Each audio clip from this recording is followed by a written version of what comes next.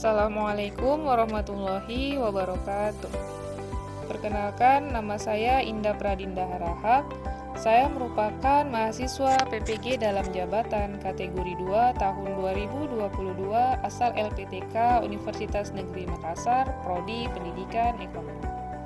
Kali ini, saya akan membagikan praktik baik pembelajaran yang saya lakukan pada kelas 11 IPS di SMA Negeri 1 Tenggulun, Kabupaten Aceh Tamiang, Provinsi Aceh, dengan judul penerapan model pembelajaran Project Based Learning dalam meningkatkan hasil belajar dan aktivitas siswa. Latar belakang dipilihnya best practice ini yang pertama adalah karena siswa terlihat lesu saat mengikuti KBM. Yang kedua, proses pembelajaran yang dilakukan oleh guru masih bersifat konvensional. Selanjutnya, metode pelajaran yang digunakan guru kurang menerapkan pola interaksi antar siswa.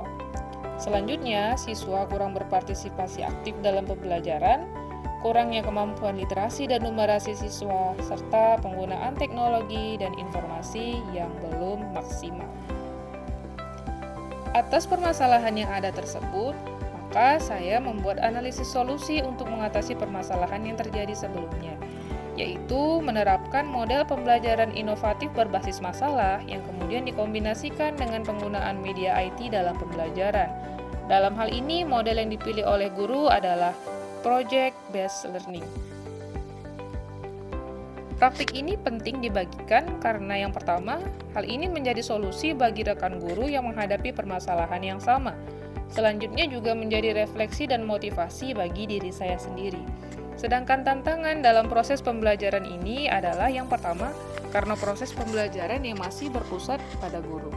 Selanjutnya, integrasi model pembelajaran dengan tipek yang belum optimal dan proses pembelajaran yang kurang memberi partisipasi aktif kepada siswa. Atas hal tersebut, maka dibuatlah pemilihan model pembelajaran Project Based Learning untuk mengatasi permasalahan-permasalahan yang tadi. Sebelumnya, ada beberapa pihak yang terlibat dalam praktik baik ini. Yang pertama adalah guru sebagai fasilitator dalam pembelajaran, siswa sebagai pusat pembelajaran, dan observer yang mengamati jalannya pembelajaran. Aksi dalam praktik baik ini terdiri dari beberapa tahap. Yang pertama adalah proses pemilihan model pembelajaran. Mengapa model PJBL dipilih dalam praktik baik ini? Karena model ini telah terbukti meningkatkan hasil belajar dan partisipasi siswa yang dipilih dari kajian literatur dan dibaca melalui jurnal. Selanjutnya, sumber daya yang diperlukan adalah yang pertama perangkat pembelajaran, mulai dari EPP hingga LKPD, alat dan media, serta observer sebagai pengamat dalam pembelajaran.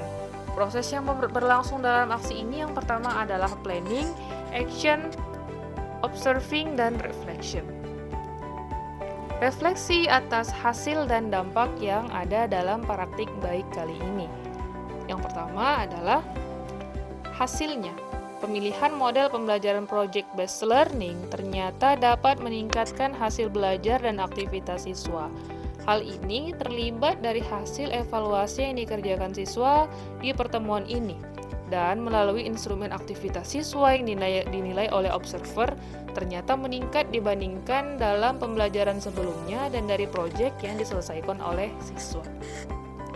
Sedangkan refleksinya adalah melalui refleksi harian yang ditanyakan kepada siswa, siswa menjawab bahwa mereka mendapat pembelajaran yang berbeda dan menyenangkan dibandingkan dengan yang telah mereka jalani selama ini saat mengikuti pembelajaran. Dan ternyata siswa mampu menyelesaikan proyeknya sesuai waktu yang telah ditetapkan sebelumnya. Terima kasih, hal itulah yang saya dapat sampaikan mengenai praktik baik pembelajaran saya kali ini, yaitu menggunakan model pembelajaran Project Based Learning untuk meningkatkan aktivitas dan hasil belajar siswa. Semoga praktik baik ini bisa bermanfaat kepada rekan-rekan guru dan pihak-pihak lainnya. Saya ucapkan terima kasih kepada Ibu dosen. Saya akhiri, wassalamualaikum warahmatullahi wabarakatuh.